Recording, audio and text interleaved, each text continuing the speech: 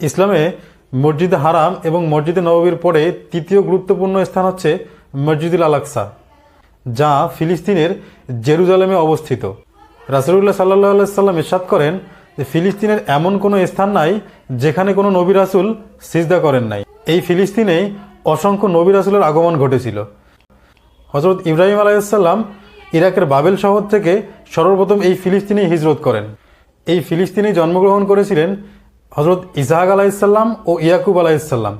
এই ফিলিস্তিনের পূর্ণভূমিতেই বসবাস করেছিলেন আল্লাহর নবী লূত আলাইহিস সালাম। হযরত ইসহাক আলাইহিস সালামের ঘরে জন্মগ্রহণ করেছিলেন হযরত ইয়াকুব আলাইহিস সালাম এবং ইয়াকুব আলাইহিস সালামের ঘরে জন্মগ্রহণ করেছিলেন হযরত ইউসুফ আলাইহিস সালাম এবং তার শৈশব কেটেছিল ফিলিস্তিনের কেনান শহরে। হযরত দাউদ আলাইহিস সালাম জন্মগ্রহণ করেছিলেন এই ফিলিস্তিনে এবং তিনি ফিলিস্তিনের বাদশাহ ছিলেন।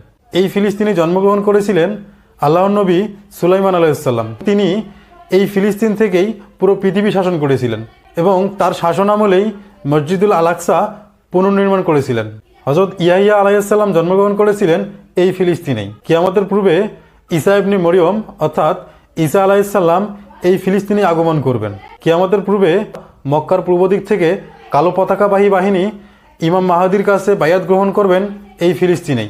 এছাড়াও ফিলিস্তিন গুরুত্বপূর্ণ হওয়ার আরও অনেক কারণ রয়েছে। আগামী পর্বতে আমরা জানাবো বাকি কারণগুলো ইনশাআল্লাহ।